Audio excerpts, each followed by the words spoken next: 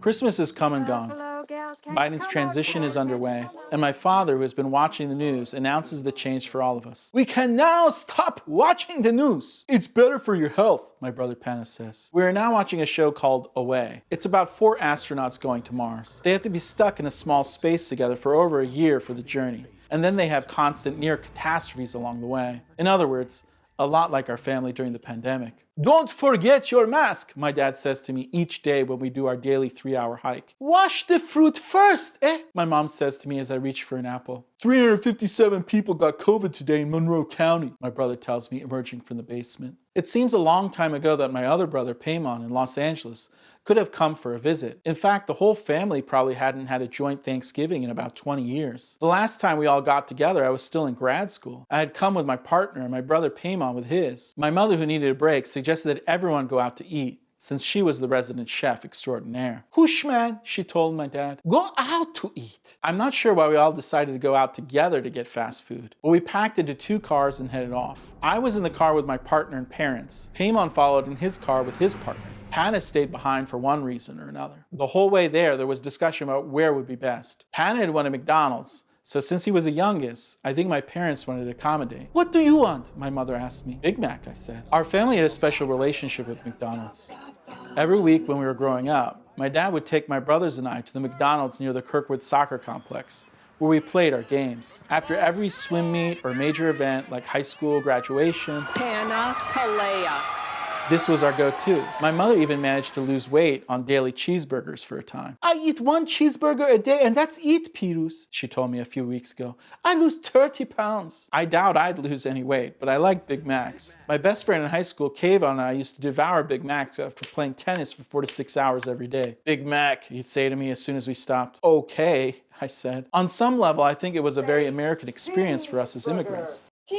It wasn't like getting your hair cut or going to the doctor's office, where I'd wait in the waiting room for someone to struggle with pronouncing my name before I just stood up and said, that's me. What's this name? Mrs. Prettyman, my 9th grade teacher, said to the class as she was reading the attendance roster. Pazool.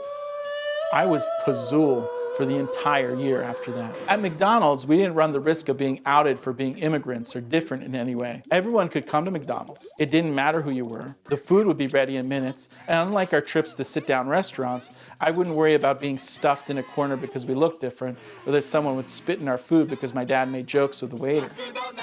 Have you decided yet? A waiter would ask. We need to contemplate the universe, my dad would smile. Why are we here? Excuse me? We'll take 2 flounders, a lobster and steak, and a basket of bread, I'd say really quickly, and start collecting the menus. Is that it? The waiter would ask. Do you know the secret of 3 billion heartbeat? I was now on another hike with my dad. I had been writing a story about It's a Wonderful Life in my head as we trudged up a hill. 3 million? I asked. Billion, my dad said. Then he told me that every animal had 3 billion heartbeats, including humans. Every animal, he said. Look at this elephant. He's very big, so its heart has to pump slow, so it lives a very long time. Mouse's heart is very small, so it lives short. So we need not to let our heart beat too fast. Exactly, my dad said. Everything in moderation. My dad's vision of life was wholly unique. I've probably mentioned how he often considered the magical invention of an ant, or how he loved all animals. I even love this cockroach, he told me on another hike. Oh, Pirooz, my relative exclaimed when I told her on the phone. Don't talk about this cockroach. I hate cockroach. My dad might have been exaggerating a bit about the cockroach, but one thing for sure is that his sense of humor was somewhere between offering you a life lesson and making a slight inside joke about science or contemplating the universe. This cat, my dad said a few days ago, after we finished Away and we're now in the middle of the legend of Bagger Vance. We need to call him Juna. Now, this joke was very sophisticated, but you'd have to be Iranian to get it, and to have seen Robert Redford's Bagger Vance a few times to know that Matt Damon's character was Captain Juna, and Junie in Farsi means dearest. Juna like Junie, I said. Exactly, my dad said and laughed. My dad often expressed this type of word problem humor when he was in a particularly good mood, which was almost always around family. Nothing made him happier than when the whole family was together, and I could sense we were in for it when he looked up in the rear view at me when we pulled up to the drive-thru at McDonald's. What would you like? A young woman asked. 500 Big Mac, my dad said. Excuse me? Give me 500 Big Mac, my dad said and smiled in the rear view. Did you say 500?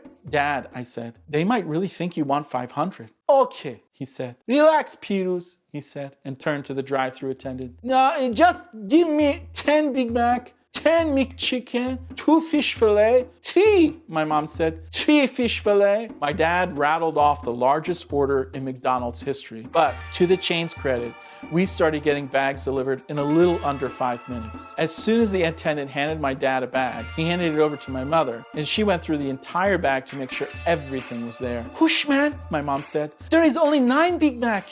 She handed the bag back to my dad. Then he handed it back to the attendant. We are missing Big Mac, my dad told her. She came back a couple minutes later with 2 more bags. Again, my dad handed them over and then got ready to drive off. Wait, Hushman, my mom shouted.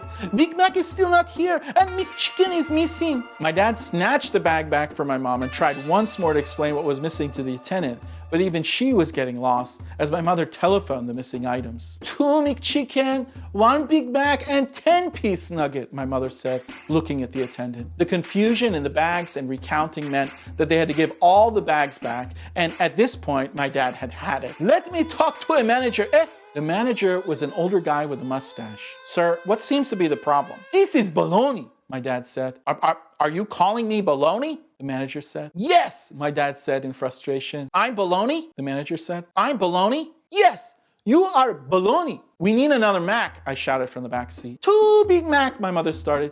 Enough, Shaheen, my dad said. 2 Big Mac. McChicken, my mom continued. McChicken, my dad said. Then the manager went into the back, came back and handed 3 new bags because my dad complained that the food was cold on top of that. Again, I cringed when I heard my mother's news. It's the same, Hushman, she said. It's still missing. Dad, if you're giving them this much trouble, I paused. They probably spit on it or something. Hushman, he is right, my mom agreed. Stop talking, eh? My dad had had enough. He quietly pulled away from the drive-thru, took a right onto the main strip, and then made a right again a couple blocks down into a Wendy's. What's going on? My partner asked. This time my dad didn't go to the drive-thru window. He parked, went inside, and came back with 3 more bags of Wendy's. My mother and I didn't say a single word the whole ride home. When we finally got home, Pana emerged from the basement, and his eyes were filled to the brim with absolute excitement at how many bags of fast food were on the counter. Oh man, he shouted, it's a smorgasbord.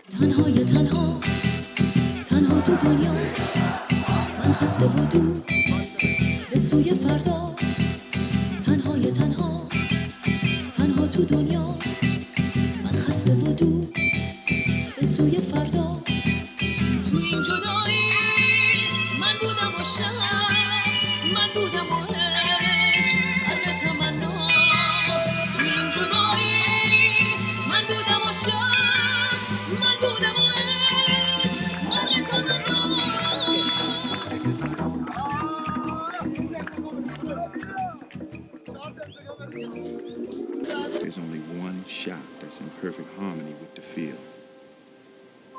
One shot that's his. Authentic shot. And that shot is going to choose him.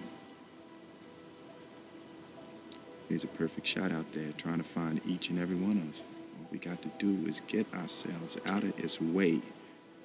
Let it choose us. Look at him. He in the field.